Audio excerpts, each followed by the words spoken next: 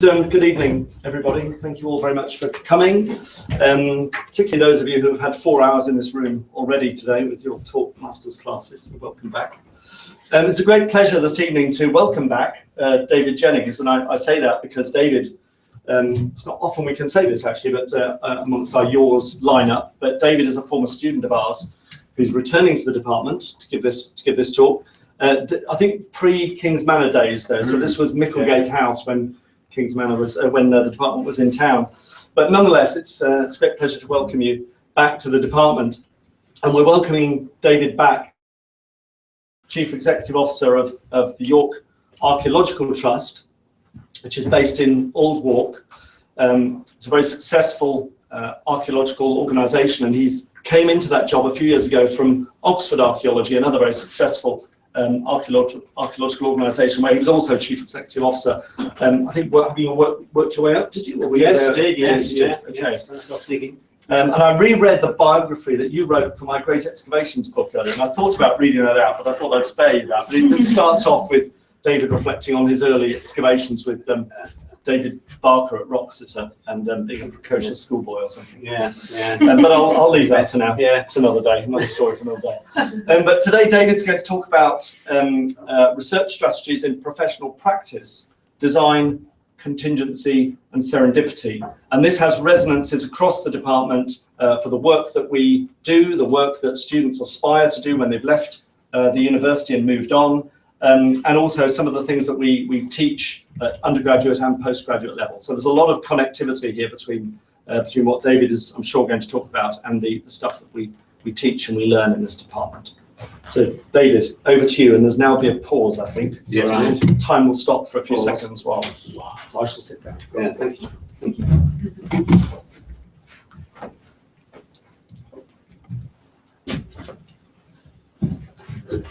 Right. Are we ready? Yeah? Okay. Well, thank you very much, John. It's very nice to be back, even though in a different building. And thank you everybody for coming along this evening. Now, in the best traditions of giving papers, you always write titles and abstracts, and you think, right, that's the subject I'm going to deal with. But I thought I'd just advertise before I get into it. I shall probably wander a little wider than my theme, and possibly for I shall just articulate the reason now. It's probably so I'll begin with a review of research strategies as I see them working in current professional practice, come to a pause in the middle where I reflect on the realities that if we make the adjustments that we need to improve that position, that's possibly not the most significant thing that we need to do, and then try a view of research strategies in a broader framework of public benefit. Okay, so it's probably a sort of a tripartite speech, with the final bit being about what could be the sort of differences of a new structure. Okay, so 3 bits. We'll start off with research strategies as they are now, and I've also tried to choose some quite nice images that they're vaguely relevant. I'll try and describe the relevancy. It's always challenging, isn't it, when you're talking about these sort of abstract things. So archaeology is a market-based practice, and I thought it's quite I think one of the issues for us in the UK is in most development-led works, I'm thinking about work done, say, predominantly in relation to development threats. We're operating in a competitive market, as you all no doubt know. The specification for the work is being set in broad terms by a planning authority, normally an archaeologist, and you will be required to put in a competitive tender to respond to that specification. I think sort of trying to step through the issues quite quickly and not sort of trying to labour the point. Looking at the archaeological part of this, when I think at the sort of what we should call the sort of very large infrastructure projects, if you look at the sort of major projects that are happening in the UK at the moment, I would say actually that research strategies and research designs are quite well established within archaeological projects in the development context.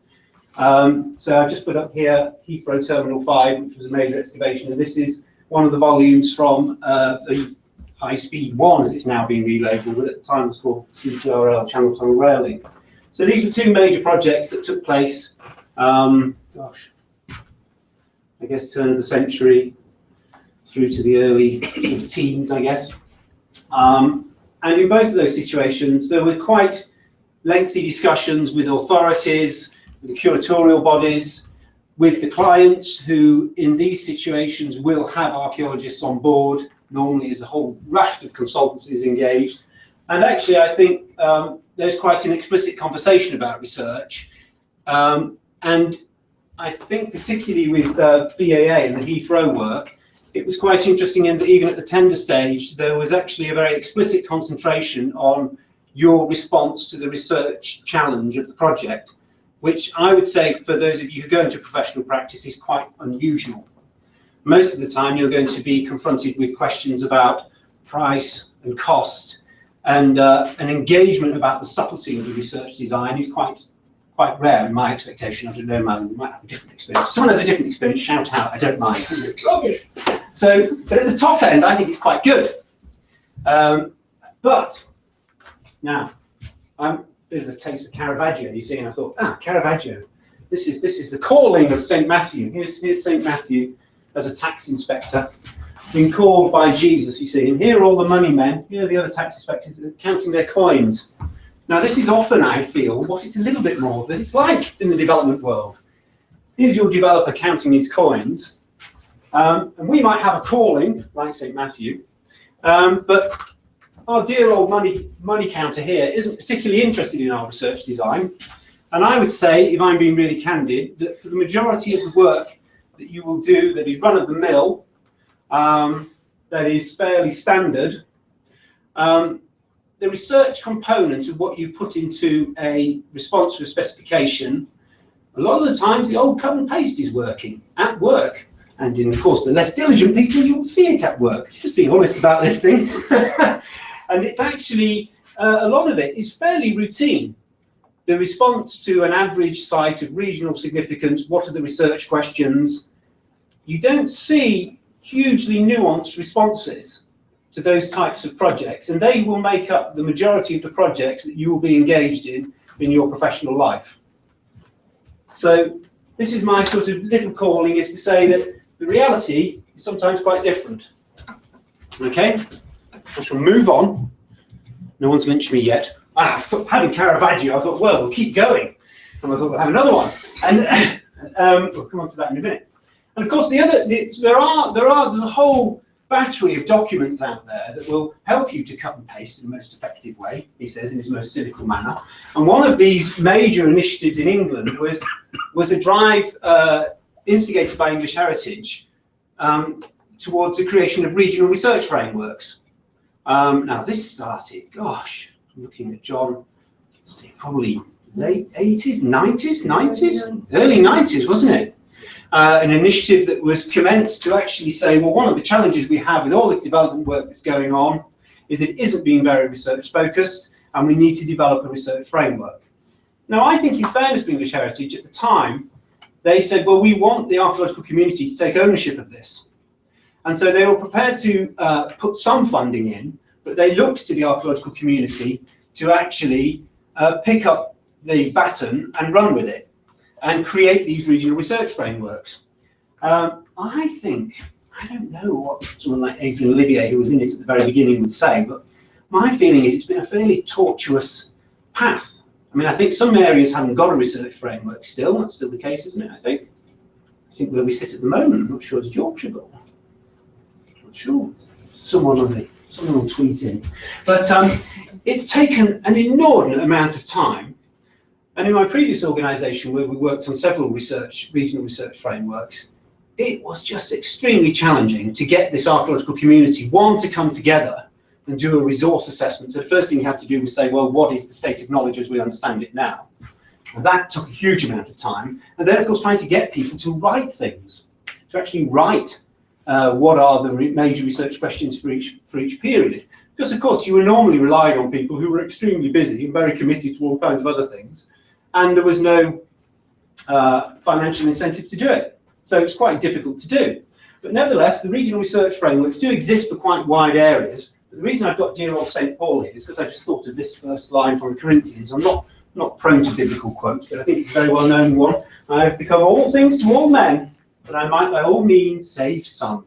And that's a little bit how I feel people use research frameworks. It's almost a nod from John at the front, so he's almost agreeing. He's almost agreeing. In that, I think it's a little bit like the cut and paste. The challenge with these documents, and one of the difficulties of putting them together, from my position, was that, of course, if you look at the archaeological community, I think for really valid reasons, it's actually extremely diffuse, diverse. It takes people within it take a huge range of positions in relation to the archaeological record, what they think the purpose of the discipline is, what they're actually interested in. So when you actually tend to go to these documents and flick down and say, what do I want to know about the Roman period? It's pretty much everything that anyone wants to know about the Roman period, I think. You know, there are a few bits that are better understood than others. But the challenge with these things is that they're just extremely, we can't be, but they're holistic in their view, they try to be comprehensive, and therefore they are extremely wide-ranging, I feel. So there's always boxes you can tick with your project if you've got a regional research framework, and you would be advised in a development context to rush along to the regional research framework, make sure you pull it off the shelf and put the appropriate bits into your tender proposal. But, and this is one of those things done there. So this is why I have sent Paul saying this thing, because I think that's a little bit how they tend to be used. So, yes, well, there's some strange images there. Okay, so I guess what I'm painting is a picture of there is care in design, and I think, as I've said at the moment, definitely when you're looking at large-scale projects, I think there's care in design. On pretty much all cases, I feel. As you get into the more routine bread and butter work, it seems to me that there's a lot of, again, bread and butter response to that kind of challenge of what's the research questions. And in some ways that's to be expected, I think. I guess in fairness, I think where there are practices that have a more regional focus, and I can think of far more nuanced, even with the smaller scale work, they will be sharper in their response. They will have a better understanding of the archaeology. And so I tend to feel that it is a research led exercise. It has a research component, but I'm not confident that it's actually delivering a lot of additional value. And this is why I thought we'd talk a little bit about repetition. And it seems to me this is something, again, that lots of people have talked about in the profession for quite a long time now. So it seems to me one of the challenges is if you look at where development takes place, particularly at the moment, let's have a look where we've got another boom going on. We've got significant pressure in the south. We have areas where there is a constant sort of program of archaeological work going on because development is taking place at such a pace. And the land values are so high that actually the planning authorities have a reasonable degree of strength to require archaeological work to be done. So where I was based in Oxford before, the local authorities could, you know, quite legitimately, as they do anywhere, but they could quite firmly require archaeological work to be done with a reasonable expectation that the developer is going to pay and is not going to be creating big objections. Because, of course, the land values are so high that when they do their development, they will make a significant surplus. This tends to have a bit of an effect, I think, in that you tend to get the same type of projects being done in an area over and over again. And I can think of, say, the Upper Thames Valley, which has had oodles of gravel extraction. Or you can go to Cambridgeshire, and you can look around Cambridgeshire. I think Chris Evans has made this point. You're getting to the position where these kind of Iron Age and Roman sites, we have dug loads of them. We've dug loads of them. And we tended to do them in a similar way to the way in which they've been done before. Are we actually advancing understanding? And it seems to me, and I think to others as well in the discipline, that the reality is, the answer to that is only moderately. We're not actually making the same kind of advance. In terms of this is I'm thinking about, it's a law of diminishing returns. This is the point, I guess. I mean, I think if you think of archaeology as this model of saying it's a I don't actually believe it's an unrepeatable experiment, but if you think of any discipline that's about what do you call it? An empirical engagement, we work on the basis that we are accumulating knowledge. So by definition, the more times you excavate the same kind of thing, you are going to be advancing your understanding.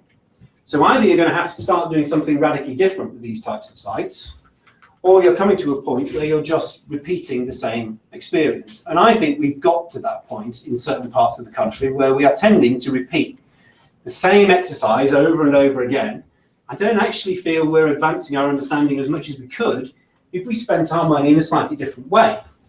And so it seems to me that's quite an interesting issue, because what it tends to suggest is that, and somebody pointed this out to me, recently there was a book came out on the impact of developer funding on Roman towns.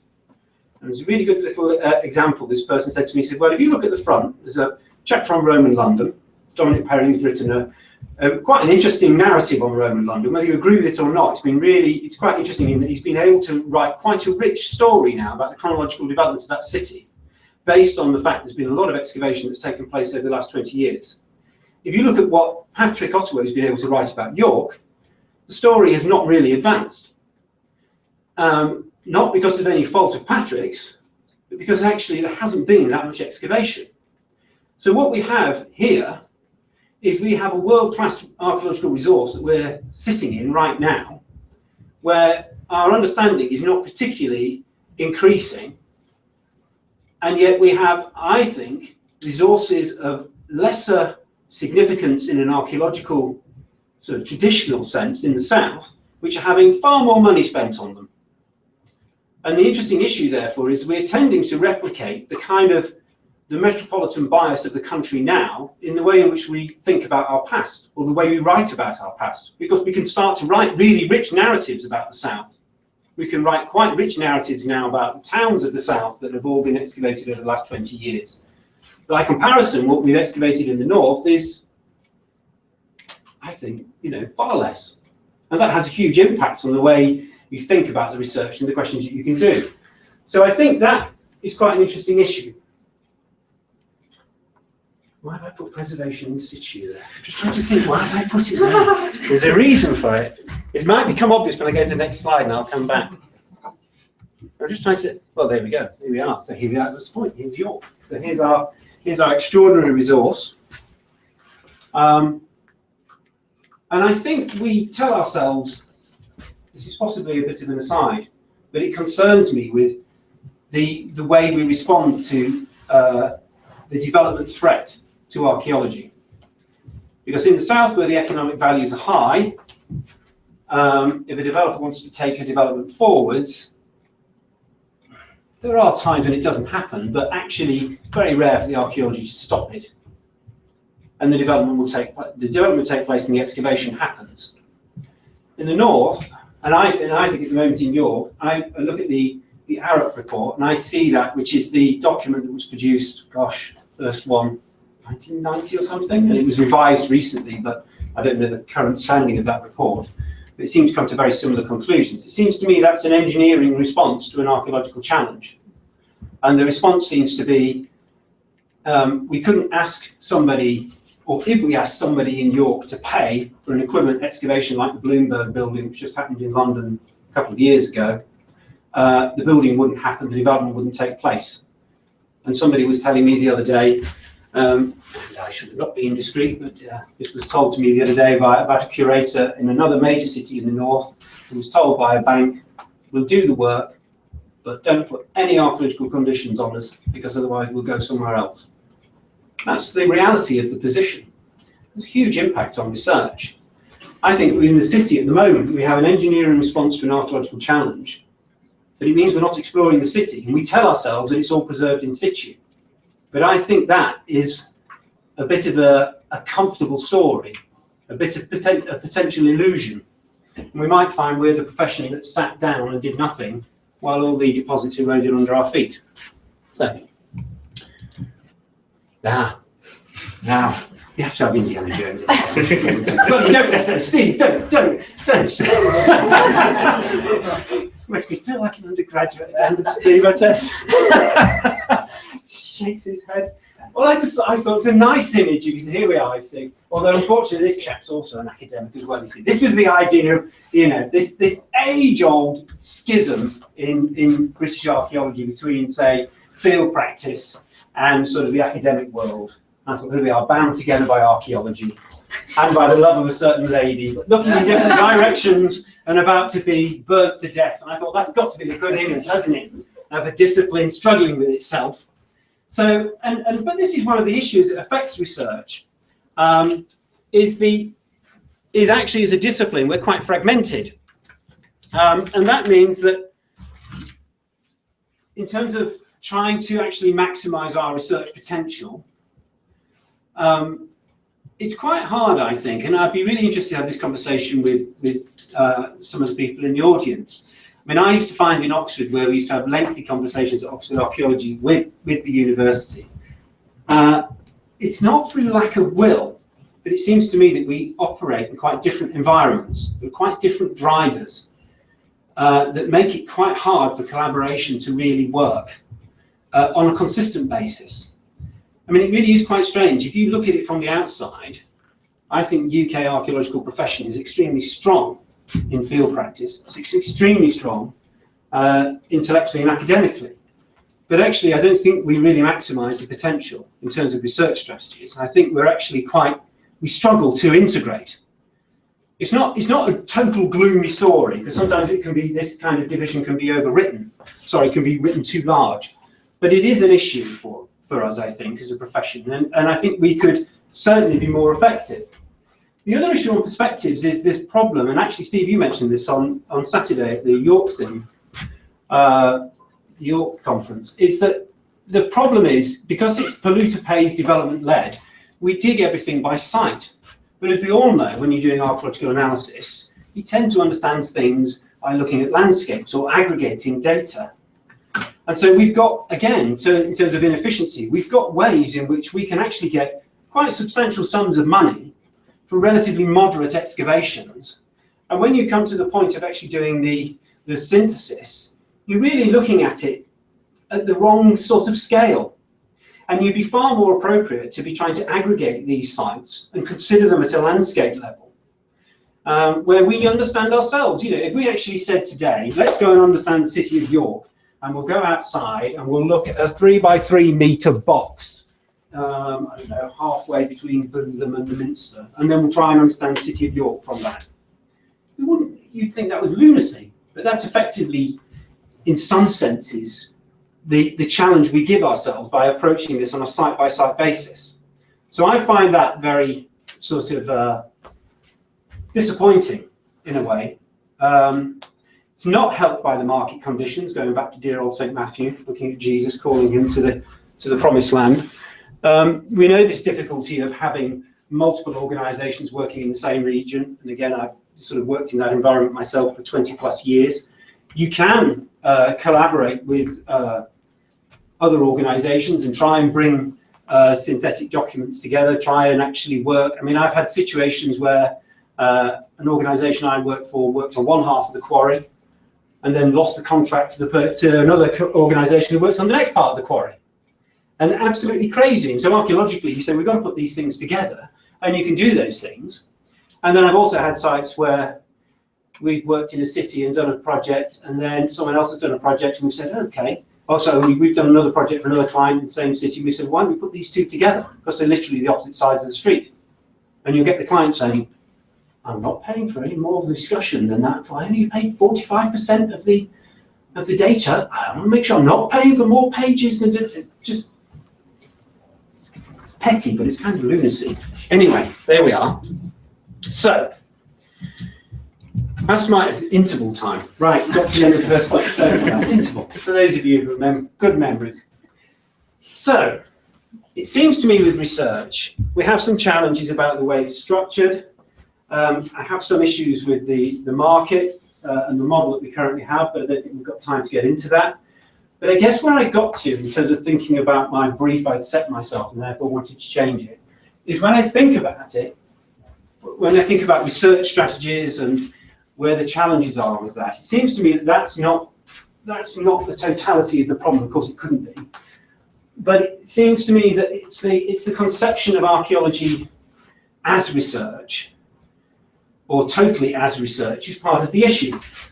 And I started thinking about these issues of public benefit, the public value of what we do, and therefore maybe it's more instrumental values. And I started thinking about things like this classic little phrase about how you both represent the world and intervene within it.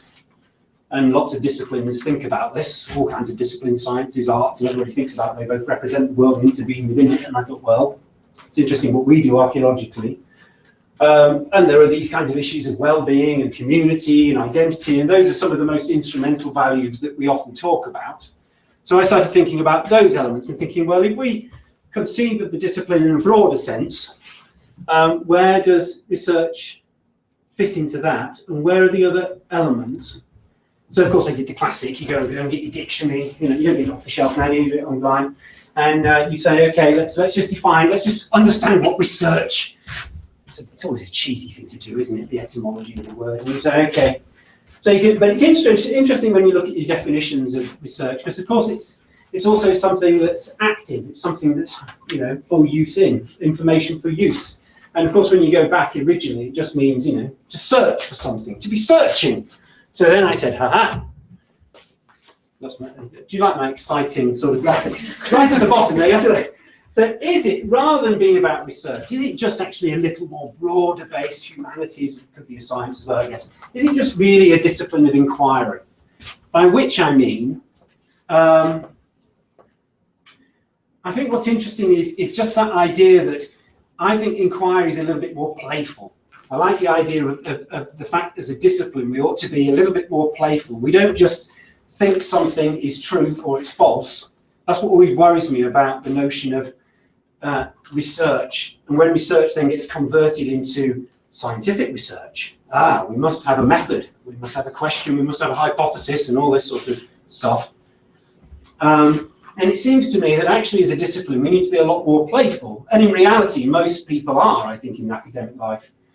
Be they scientists or artists, they entertain things, they play around with ideas, they think, well, possibly, I'm not really sure, but let's give it a go, we'll have a run, a bit like I'm doing this evening.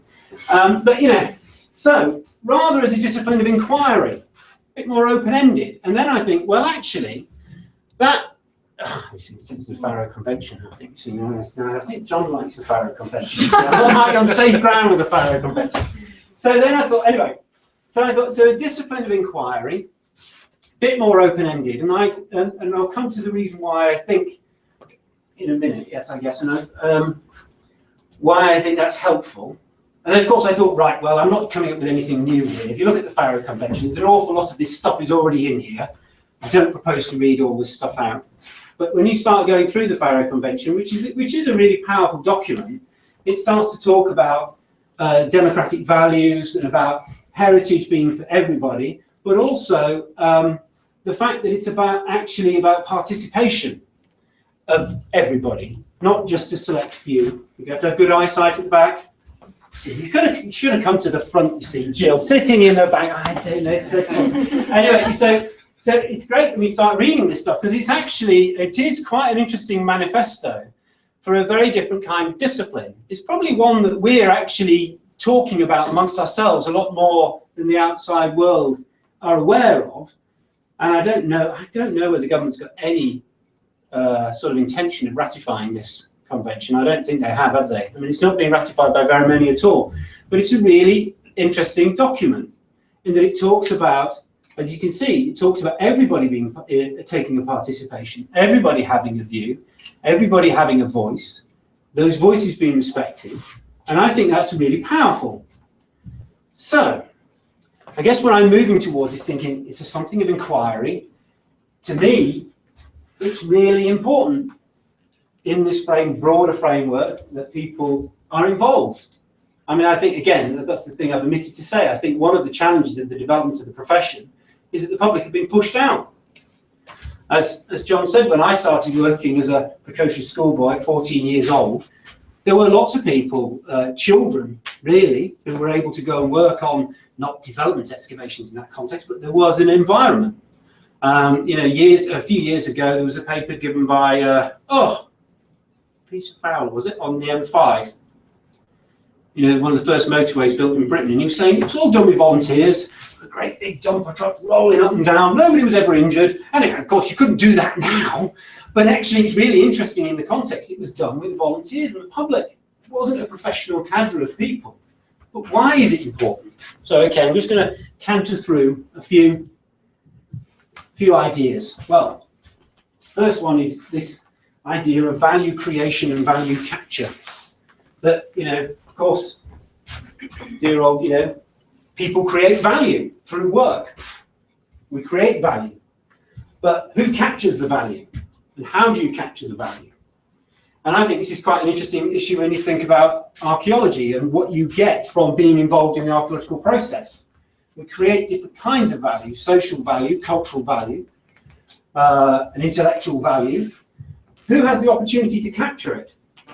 Because, of course, the reality of it, another nice painting you see, it's art, of course, isn't it? So the permanence and intangibilities is one of the issues with creation, value creation. Sometimes you create things like dear old Jesus Christ over here, foundational, there forever, an eternity. So sometimes value is, like a bar of gold. It can be captured, it's solid. Quite often, though, the values we create, particularly in a cultural environment, are like this lovely butterfly. Here's Thomas Gainsborough painting his two beloved daughters. And he painted quite a lot. And it's a fantastic painting, this, you see. It's a total painting about intangibility and impermanence and just the precious moment. Even the butterfly is about to disappear off the edge of the picture as she reaches out for it. It's something you can only grasp that value at that moment. And that's what I think excavation's about. And I think any of us who've worked on an archaeological excavation, so when I was a little schoolboy and ran out there with my trowel and started digging, I was getting something out of that process that I cannot give to anybody else by telling them about it. Not by writing it down, not by describing it. You have to do it. And this is this idea of embodied knowledge. This is the perfect example. Purposely put the hand in, you see. We could all go away. I could give you a stack of books that deep on a violin. So go away, learn how to play the violin. You could all go away and do that. You could spend years at it. You wouldn't be able to play the violin. There's only one way you will ever learn to play the violin, and that's to play the violin. And this is what embodied knowledge is about, the way in which actually there are things that we do. There's a knowledge, there's an understanding that we can only acquire through practice. And I use this because I think it's a great example. You go to Avebury, you nearly always see someone communing with the stones. Has anyone ever been to Avebury and not seen someone commune with the stones? I think everybody likes to go and commune. And actually, because there's a physicality, we all understand this as archaeologists. It's like with any architecture, isn't it? You move through architecture. You're encompassed by it, you're dominated by it. As you move closer to these stones, they become a physical presence. You get very close to them, they become outside your vision. They fill your vision. They become a dominant force. They have a real power and a presence. This is why this is an absolute disgrace to me. It still is. Stonehenge has been reduced to a piece of abstract sculpture, which nobody can, well, you can. If you in fairness, if you apply, you can go in there in the morning before it opens. But to me, to turn that into a piece of abstract sculpture is to totally alienate you from the experience of what that monument is about. So there's something in what we do as a practice, what we do as archaeologists, that is really valuable. And I think we know it. That's why a lot of people are involved in it. I was in a meeting last week and somebody said, oh, well, we all get involved in archaeology because actually we want to tell the public. Now, I'm advocating that today, but actually that's not why I got involved in archaeology. I got involved in archaeology because I loved it. I love that experience, that kind of something that came from this activity. Now, I'm very happy. I want other people to have that experience. But I wouldn't say that's why I got involved in the first place. So archaeology is process, not just as narrative. And to me, that's a really fundamental thing. As I was saying, you can't get it unless you do it. Here's my wife. Busy using, yeah, it's kind of a bit of Neolithic technology there. That's it. So we go on it's very good. Anyway, it's not just about the story. It's also about the process. It's an activity. I do think there are lots of things, again, no time to go into it, in the Western mind, this classic thing they talk about in Western mindset of dualism, of the separation of the mind and the body.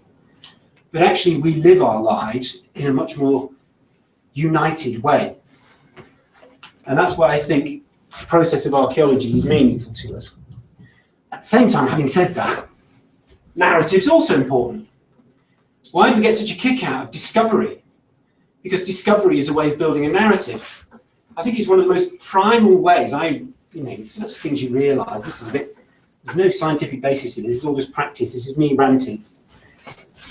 You realise when you have children, how do you teach children? You teach children through narrative, through stories. How do we learn? We learn through stories. We have notions of cause and effect, and we tell stories. So the narrative is also important, but the process is significant too. So, oh, hang on. How do I go back? It's just back. Yeah, previous. Yeah. There we go. So that's just a quick summary of all those points that I just dealt with. Those 6 points. Just to sort of pause for a moment. Right. So, final stage now, guys. You've all done very well. No snoring so far. That's quite good. So, what would it look like? I'm not really going to give an agenda. I sort of said in my abstract, what would be the next steps? Because that would be rather sort of weak-minded. I think it wouldn't work. But actually, I sort of thought, well, okay, let's just try and create this kind of binary opposition, and let's just see whether anything comes out of this. And again, you can all read for yourselves. But I guess what I'm saying is, on your left is where I think most archaeological practices still are, even with a strong commitment to public. And I'll talk about my own organisation. For instance, inward looking. I think I said this to you, John, didn't I, at one point? If you come to the York Archaeological Trust, great example of an inward-looking organisation. If you come along, there'll be a nice metal gate in front of you.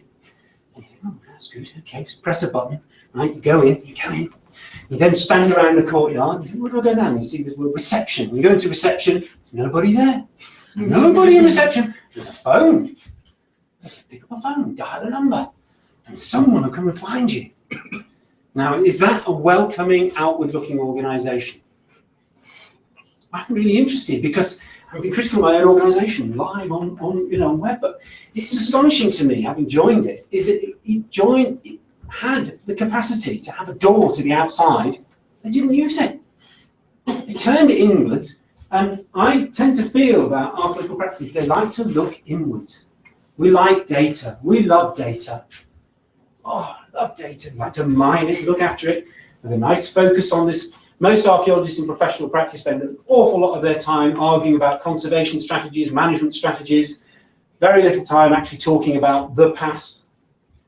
So let's just look at how we might be different. If we said to ourselves, we're not a data mining organisation, we're involved in public participation, let's think about ourselves as an analogue of being a media organisation.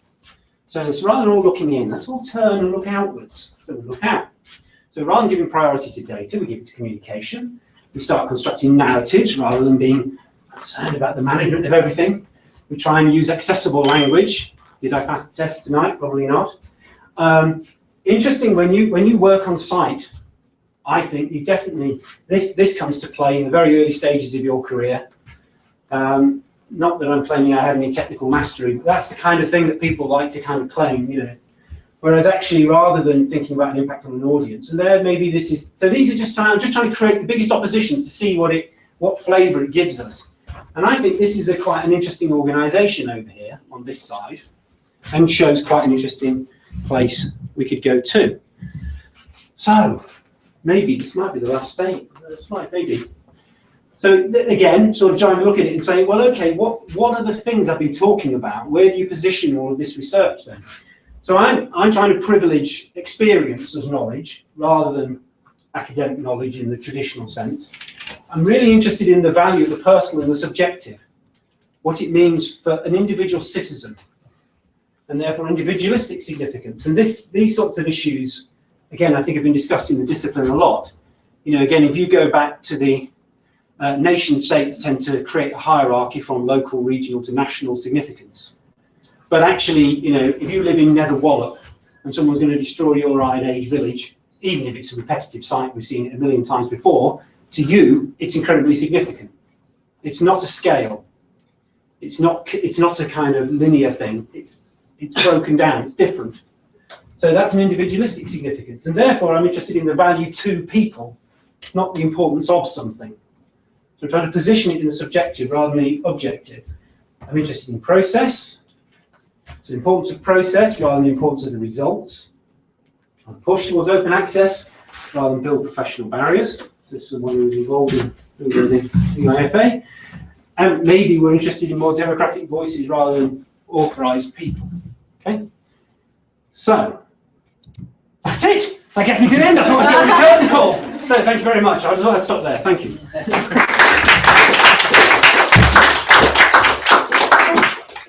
No, I don't. Too bad. Perfect. Thank you very much, David. And a lot of what you said resonates very closely with some of the things we were talking about actually today. Well, you didn't need me. You've done it already. That was uncanny. Some of those slides, actually. Some of the things that we had on that same screen there. Unbelievable. Right. We didn't even talk about it. So, questions. Any questions or comments? I'm sure there are. You've done it already. Yeah. Yes. We'll go to the. Yeah. David, I'm fascinated by what you're saying, having been involved in a lot of conversations that seem to move around this conflict of your commercial media personality. Right. Sorry. About the necessity for the commercial media face of archaeology as opposed to the academic. Yeah. And I think there's never been a more important time in terms of funding for archaeology, in terms of its future funding by etc. How do you see the world of archaeology expressing that and understanding that and dealing with it and answering it in the timescales that you've got? With difficulty, I think, because I think the perception of the challenges are different in different parts of the UK, and everyone has a different view, don't they? This is all part of the issue. I mean, to me, as I say, if I'm really honest and personal about the situation of the trust in York, and we have offices elsewhere, my feeling is that, for instance, we've got, exactly as you said, we've got to reach out to a broader public, because we're not going to get the opportunity to explore this city through traditional, the means that we've come to know since the beginning of PPG 16 in 1990. So I can answer it for myself. I think for others, my big worry, which is, it's not my big worry actually, it's just an observation, but my observation is that for a lot of organisations that are now getting extremely busy, particularly in the south, their challenge is how do they not repeat the same boom and bust?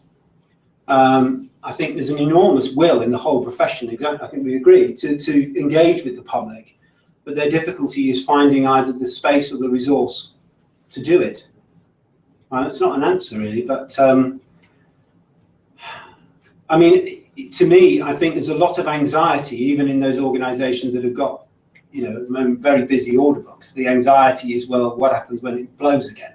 So there's a huge anxiety to change, but I think a lot of what we've talked about is the sort of thing that was in Southport reports and all these things. It's just trying to get the sector to come together is quite challenging. So I haven't really got an answer, I'm afraid. I should do my bit. It's not really an answer, is it? Dreadful. I was particularly interested in your opening topic comments regarding development and developer funding and the planning process, and how you moved quite quickly onto it now being a cut and paste exercise. Yeah.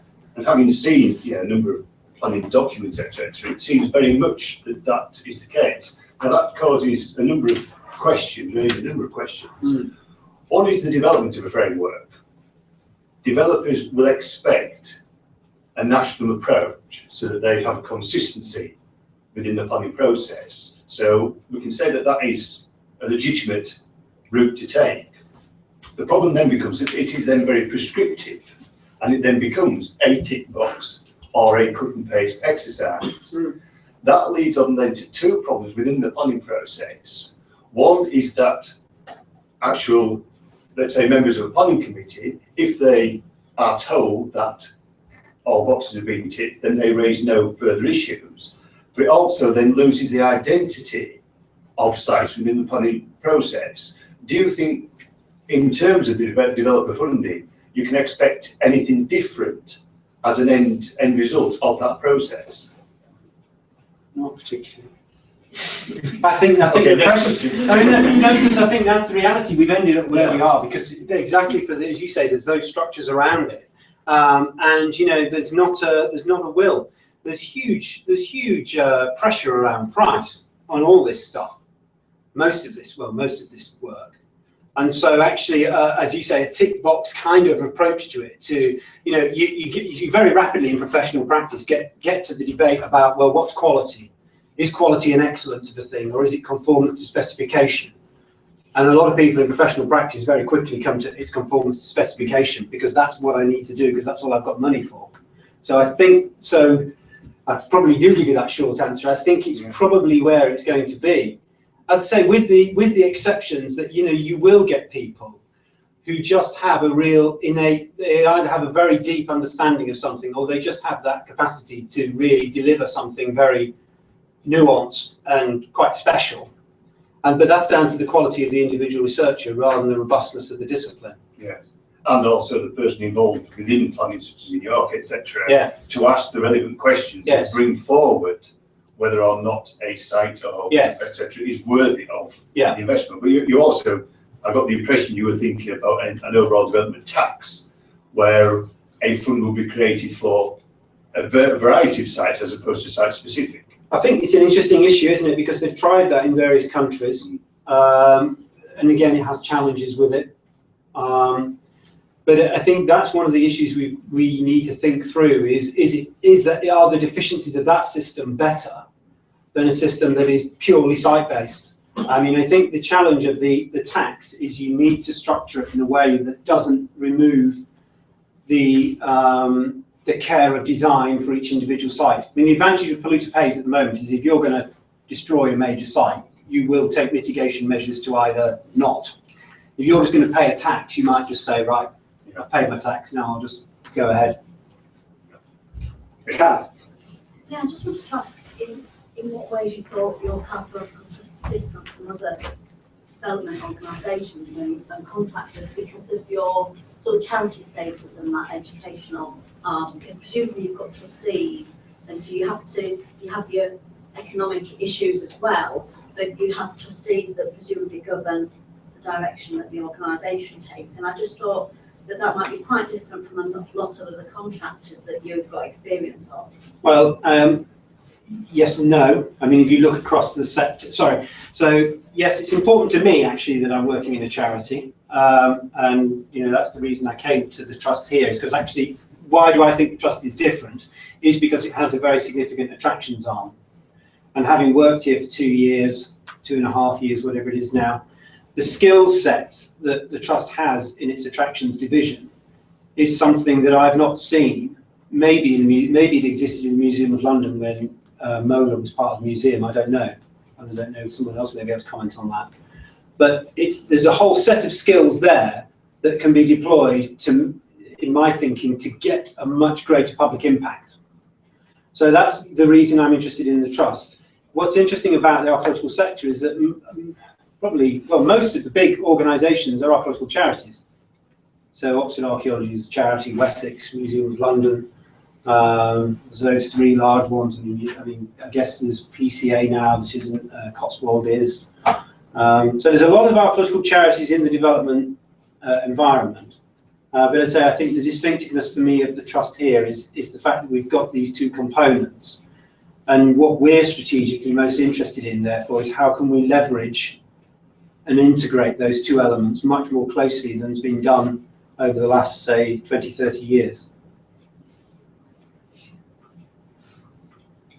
Further comments or questions?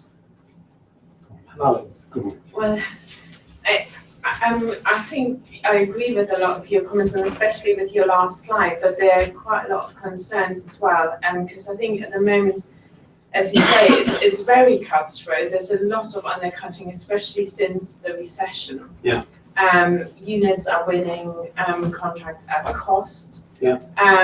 We are having a real shortage of experienced excavators, which is a concern, because I think to produce something, I mean, I started age 17 on the dig as well, and I was really closely supervised. But now, in order to be able to manage the public on the site, you would need plenty of staff with experience who could actually manage volunteers, because in order to do the archaeology justice, you would have to manage them well.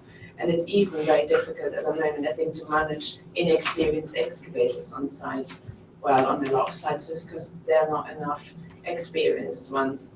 And then we've got the other issue at the moment, that we're losing all our curators. Chester City has lost a curator, Cumbria has lost its county archaeologist, East Yorkshire, Somerset, just in the last few weeks.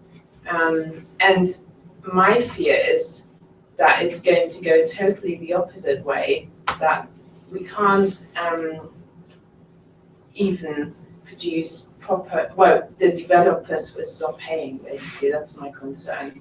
So although your view is very nice and idealistic, I'm really worried it will go totally the opposite way, that without the curators there, we will lose the guaranteed developer funding. I don't disagree. I think it's a very difficult time. I mean, I think all I'm presenting is, I think the market model's broken. And as someone who was very instrumental in it, I'm quite happy to say that. I mean, I spent 14 years running a very large archaeological practice. When I look back on it, what the funny thing is even in 2007-8, we were still struggling to train, we were still struggling to pay a sensible wage for people at the beginning. We still are in the profession, but we were then, even at the peak. So we reflect back to a golden age, but it wasn't that golden. It was really quite tough and very challenging. Margins were tight. As you say, the recession has only to me demonstrated that the market model is broken. I agree totally with your concern, and I'm not trying to ignore it in this paper.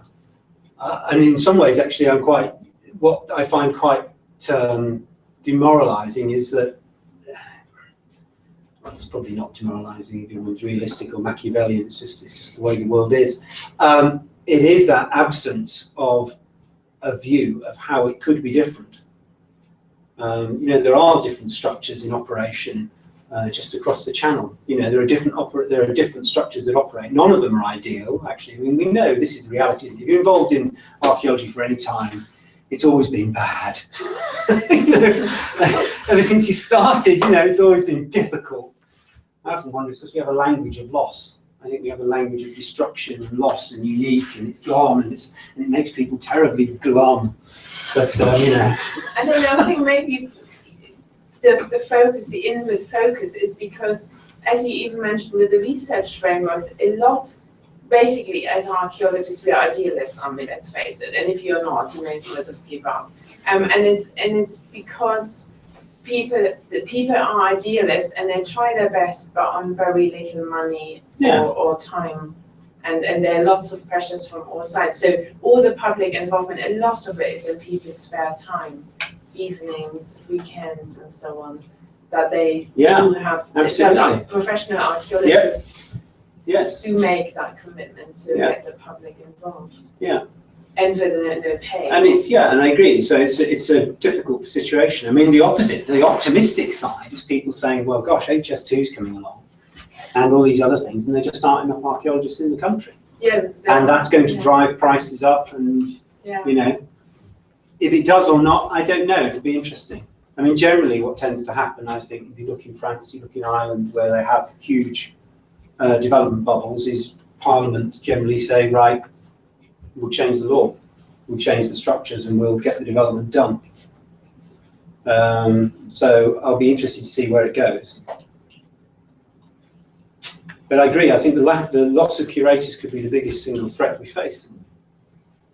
So I'm not really a really positive person. See, I prompted you to be negative, man. I failed, you see. It's very thought-provoking.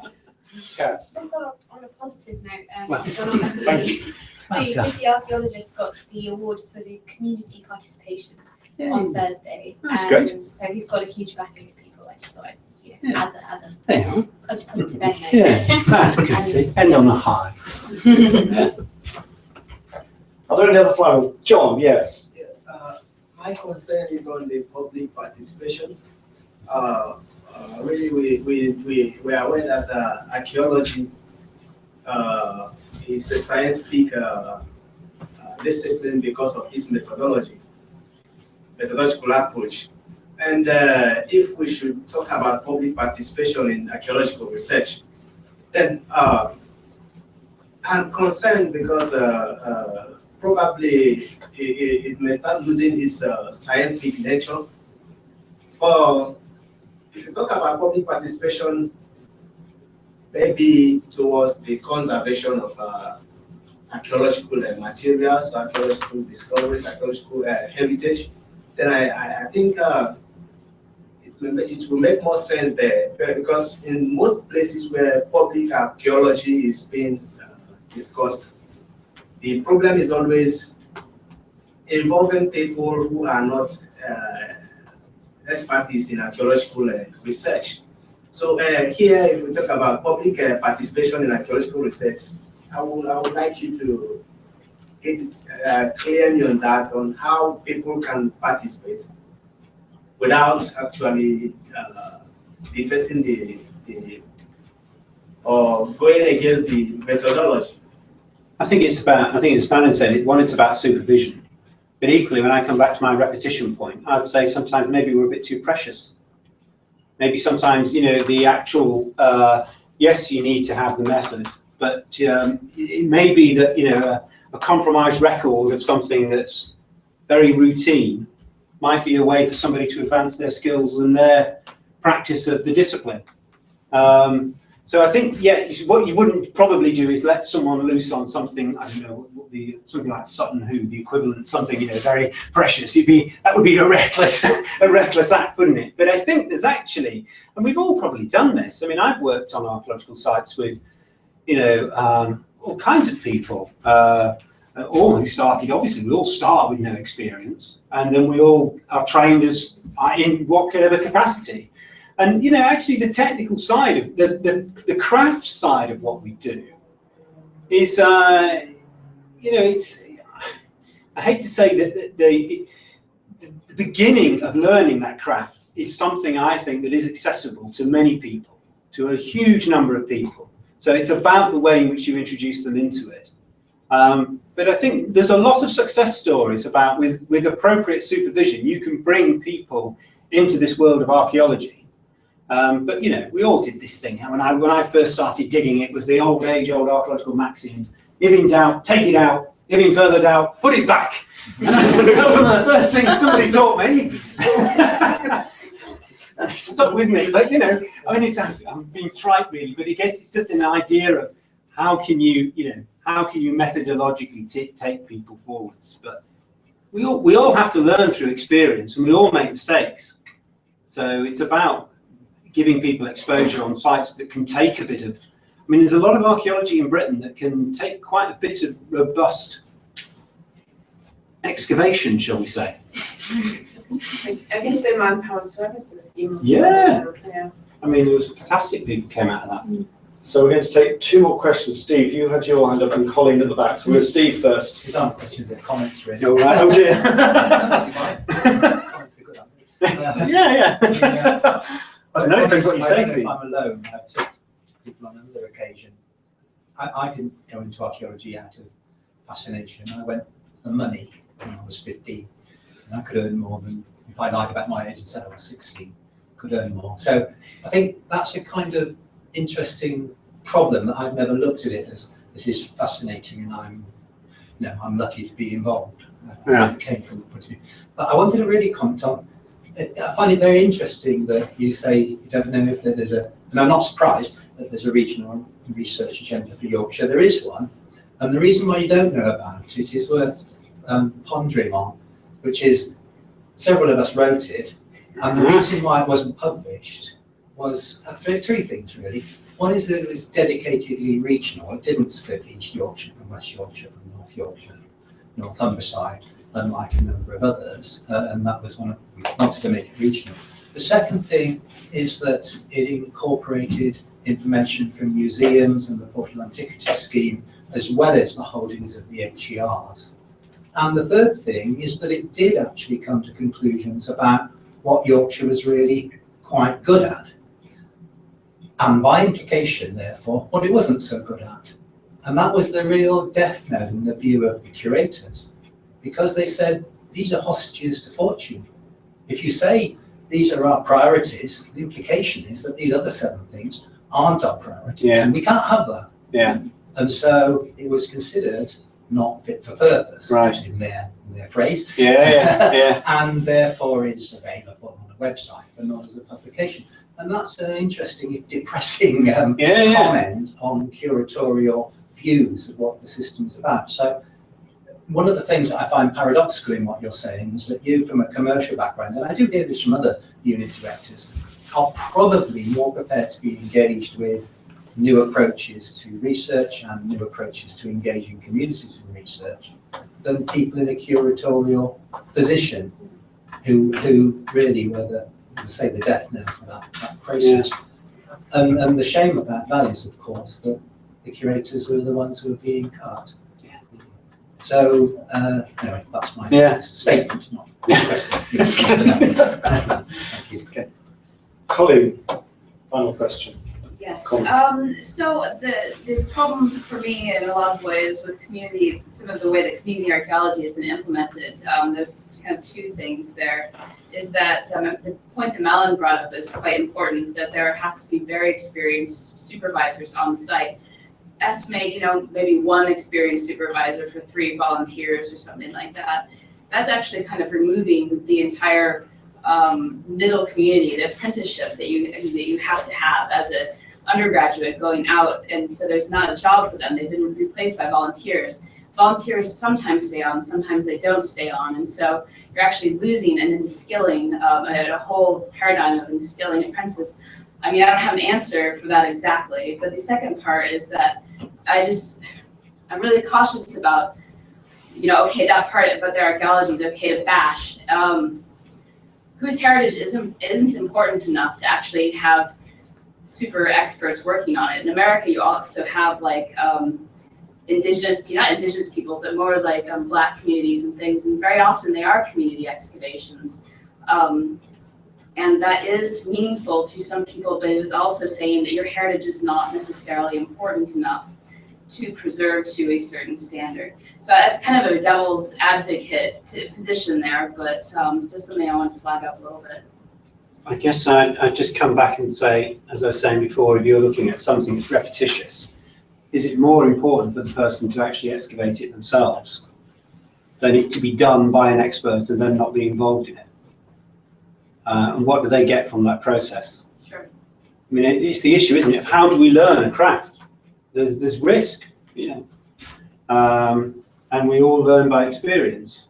I mean, it's such an experiential discipline, and I think that's the challenge to me, is if you can provide someone with that capacity to go and explore and physically engage in a material way with heritage, I think there's an awful lot of value in that. That's this thing about value capture. They will never get it any other way. I can push them behind a fence and I can go and dig it for them. But how does that advance certain other qualities of their life? So that's my comeback on that, I guess. Okay, we've got Cass trying to... Can I just go on. It's really quick, but can I just say that we can come at this community thing from a totally different perspective, which is the value that we get from perspectives which are not expert, from people who don't have the kind of boundaries and the constraints that some of us feel. And I think that we, in all these discussions about, protecting things, we don't give enough attention really to other views and other values of things. We just are sort of a bit hidebound sometimes. So. I'd agree with that. And don't agree. How about that? That sounds good to me. So again, David, thank you so much for a very interesting and very relevant talk as well. Thank you. It's a pleasure.